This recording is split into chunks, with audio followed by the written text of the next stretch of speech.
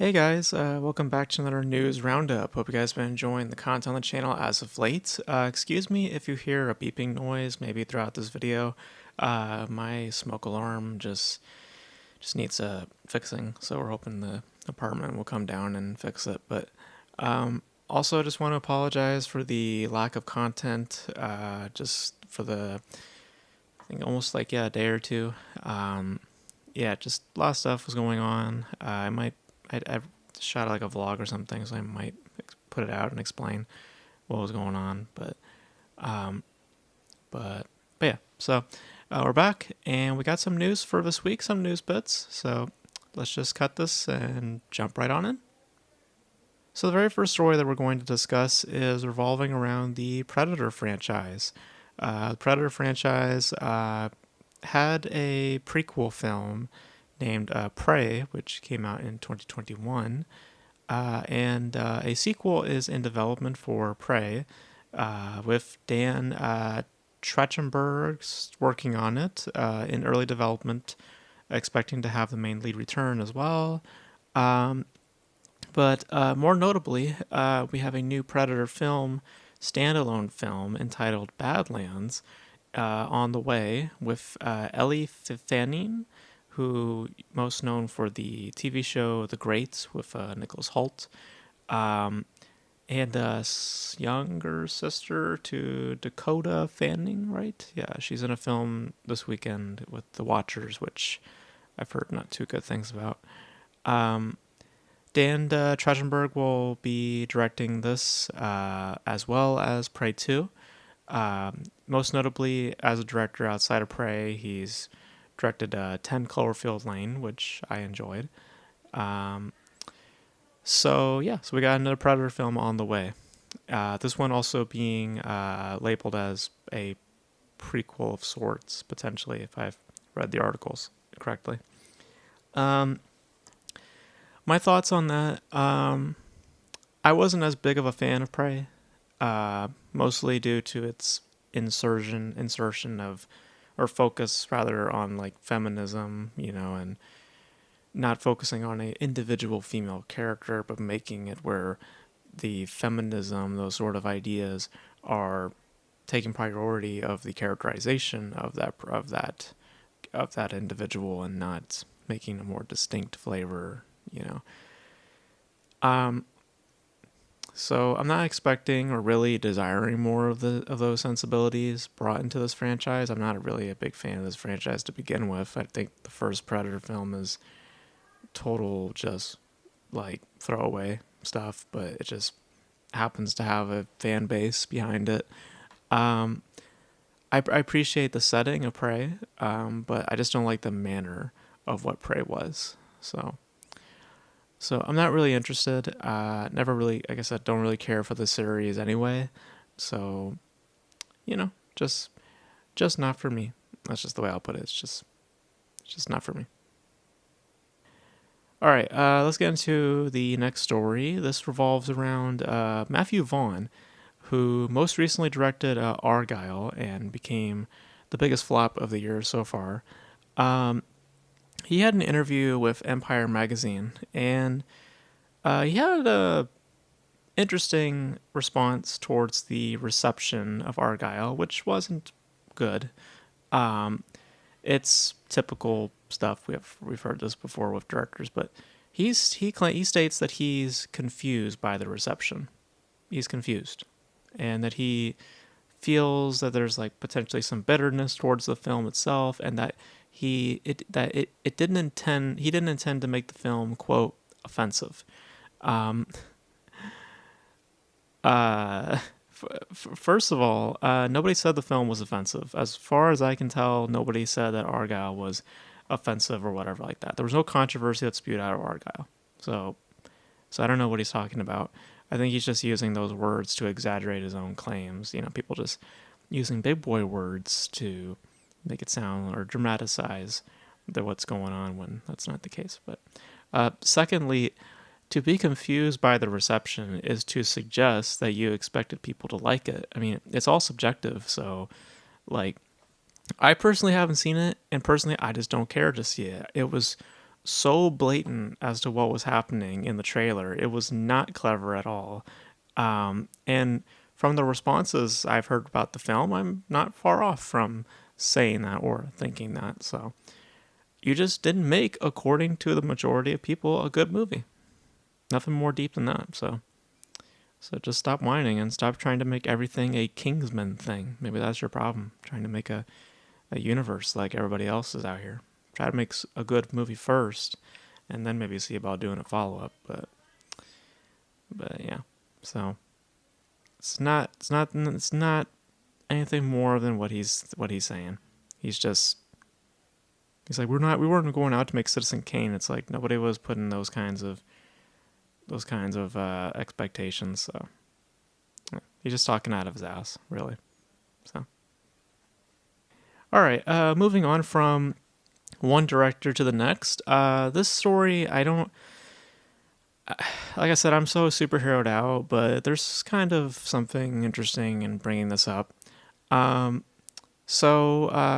about Marvel, we know that Marvel Studios only has one film coming out this year with Deadpool and Wolverine, which is looking to rule the summer, which doesn't have much competition, if we're honest, in terms of the summer lineups, how much money it's made. It's going to do potentially fairly well. Now, the director, Shawn Levy, behind Deadpool and Wolverine, he's apparently in early talks to helm the next Avengers film. Now, originally it was conceived and titled as Avengers: The Kane Dynasty, so it was supposed to revolve around the character of Kane, which was being played by Jonathan Majors, and of course all of the legal troubles that happened with Jonathan Majors cost him the role, was basically booted from Hollywood, and now the film is being reworked into something else, them trying to distance themselves as much as possible from Jonathan Majors and his legal problems. Destin Daniel Cretton, who directed Shang-Chi, he was originally tapped to direct, but he walked away from the project last year. So now Shawn Levy's taking a stab at it. Other directorial efforts from Shawn Levy include Free Guy and The Atom Project.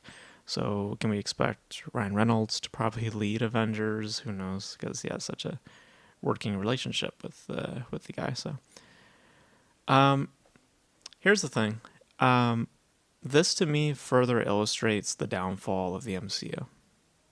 Like if you really think about it, the only reason, right? Like, because what it used to be with Marvel, right, was that they would be placing creatives in spaces that they believe they can bring out the best in their pitches, right? You put the Russos with Captain America, and you see how that works. You put this director over here. You put James Gunn with the Guardians franchise. It's putting people in there who you think are going to make the best of those pitches. Now though, like, it's all corporate, bro. It's based on the financial gains. Like, it's based on what you're generating. It's about what this guy is going to bring to us financially.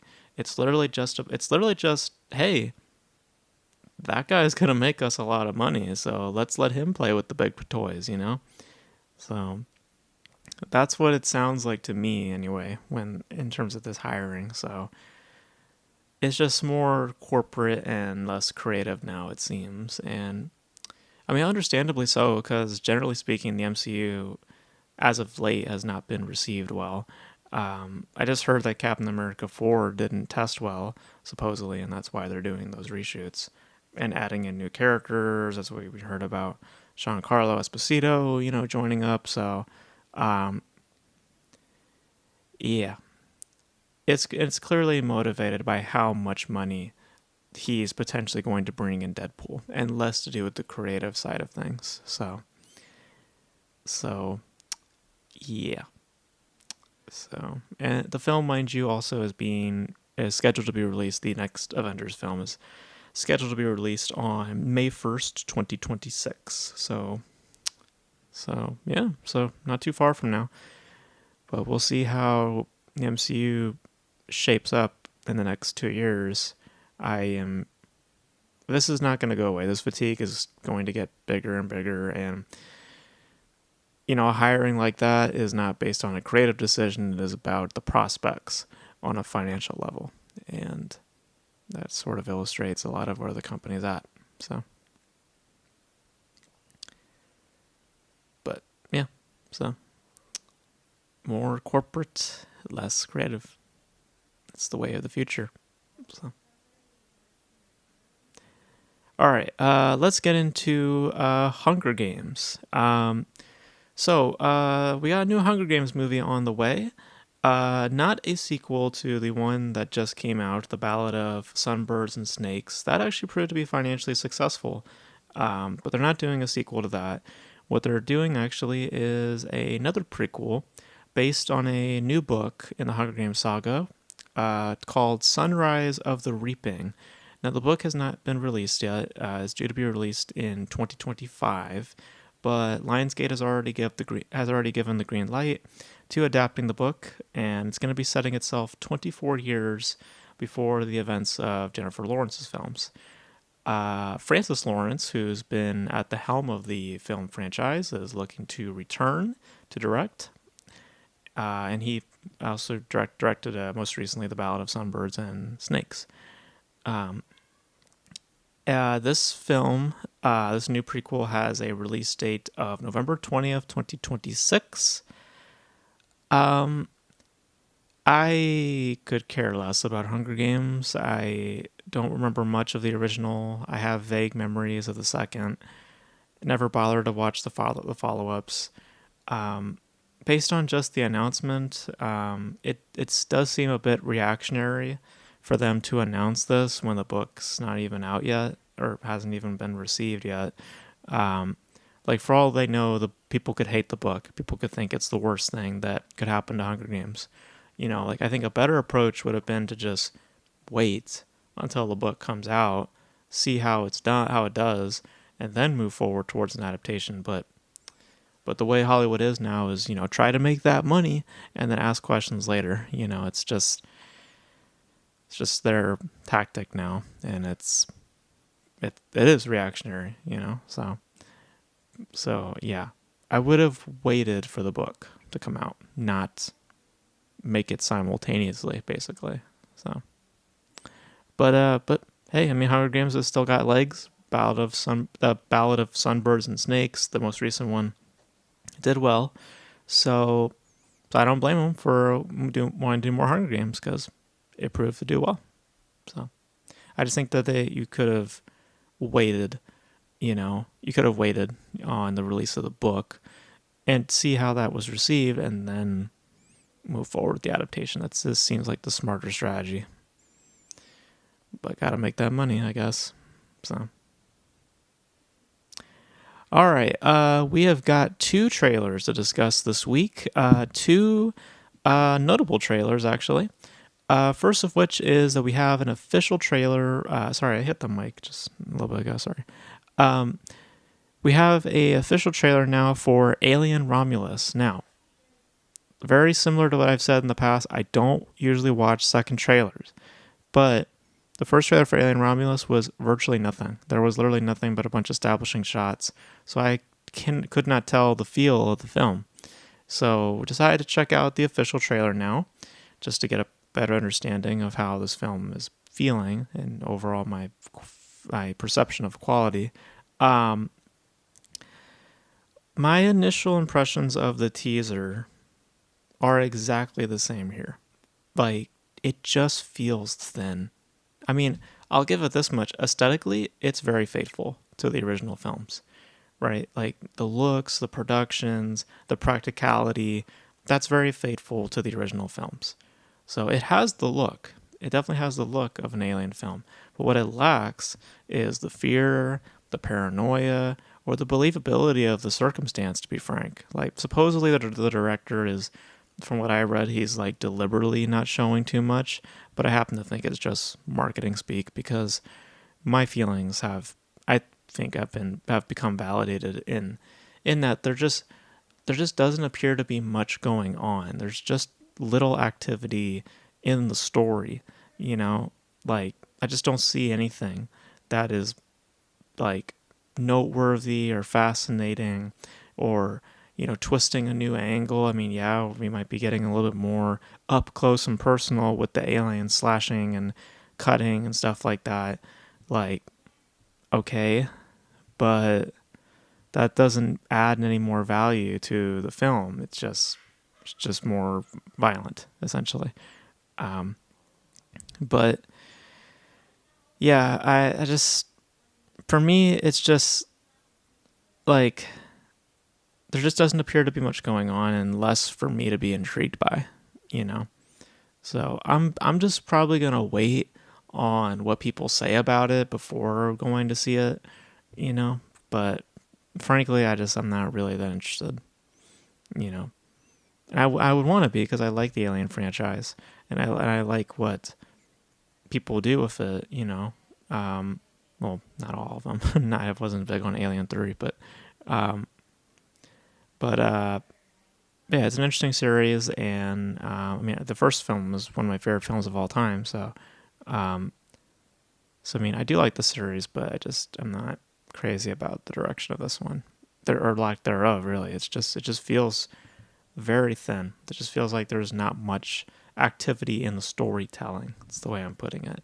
People be like, well, there's fucking aliens and stuff running around. That's not what I'm saying. I'm saying when you watch the story play out, your emotional, your overall attachments, your feelings in seeing that story play out, it's just thin.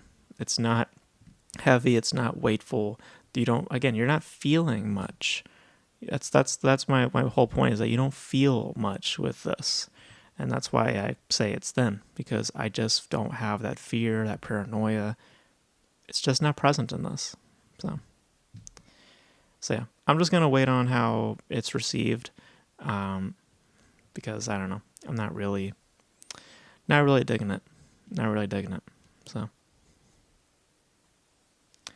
all right. And the other trailer that we're gonna talk about briefly is actually something rather interesting.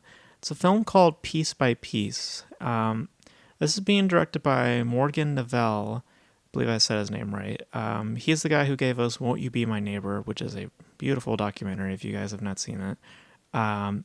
This is another documentary being centralized on Pharrell Williams, that singer, that notable singer. And the interesting twist of this is that it is being represented through Lego.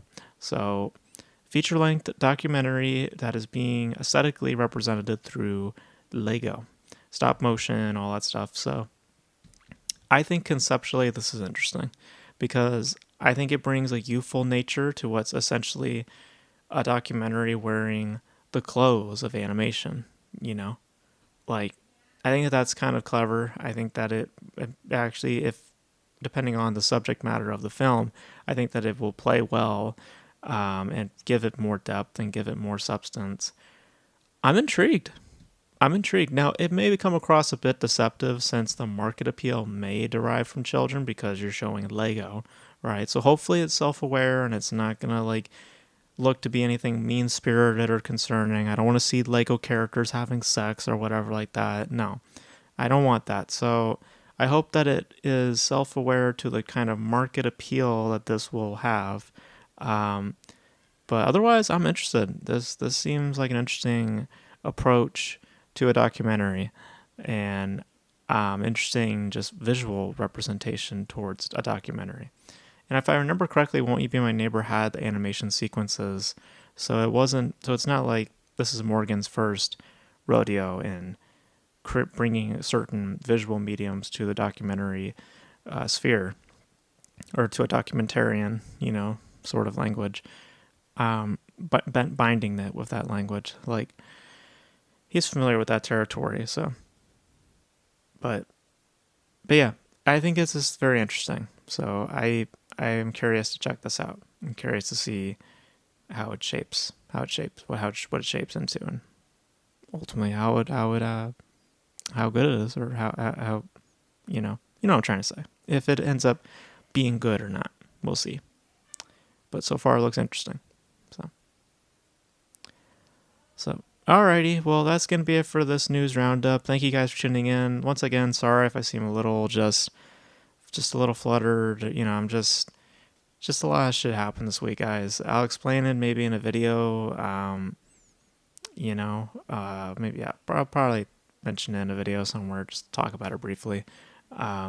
Nothing, too personal. It's just some stuff that's it is what it is. I'll just put it like that. So, but yeah, but you guys know all your thoughts on all these topics in the comment section below. Your thoughts on the trailers, your thoughts on the new Predator film, your thoughts on the next Avengers film. Let me know all your thoughts in the comment section below. And that's going to be it for this video, guys. Thank you guys for tuning in. And until then, I will catch you guys in the next video. Bye.